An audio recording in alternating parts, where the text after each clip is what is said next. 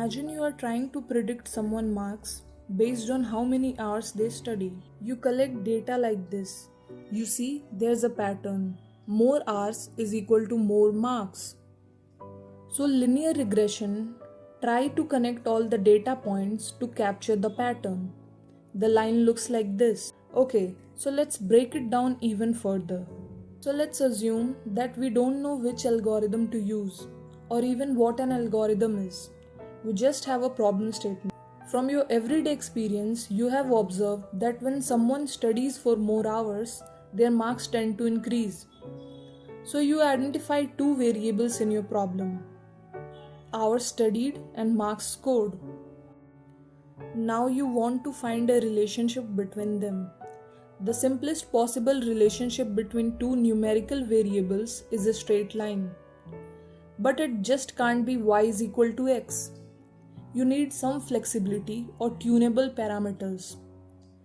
That's where the standard equation of a straight line comes in, which is y is equal to mx plus c.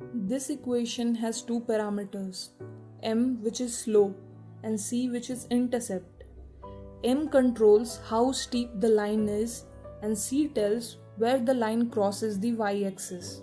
For every unit change in the x, how much does the y increase?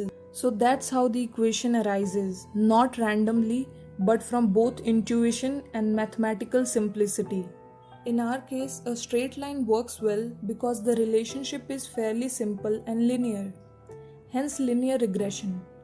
But if the pattern were more complex, we might have used a polynomial or even a more advanced model.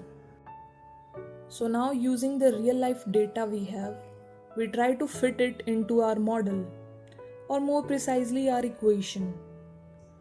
But how do we decide the right values for slope and intercept? That's where the maths come in. We don't just guess these values.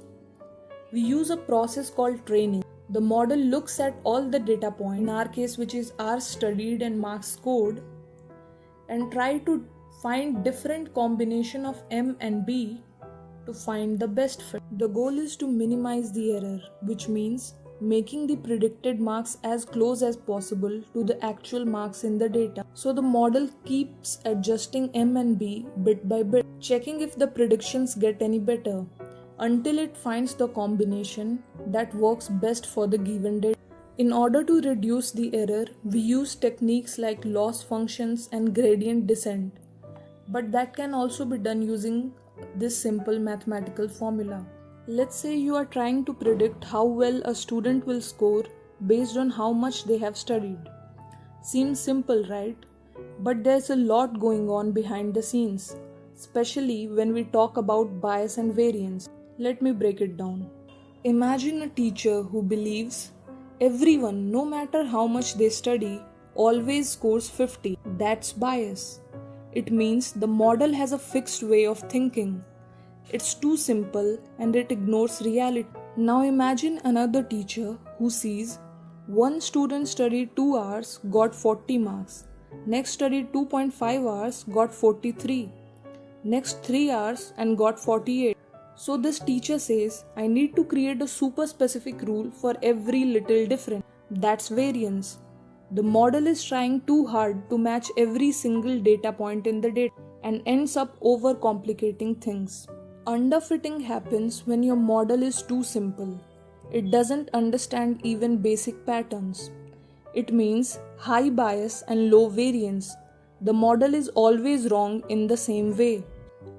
Overfitting is when the model memorizes everything, even the noise.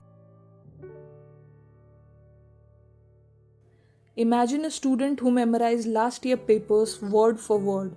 If the same paper comes, they get 100, but if the question change even a little, they fail. Technically, low bias, but high variance. The best model will always have low bias and low variance.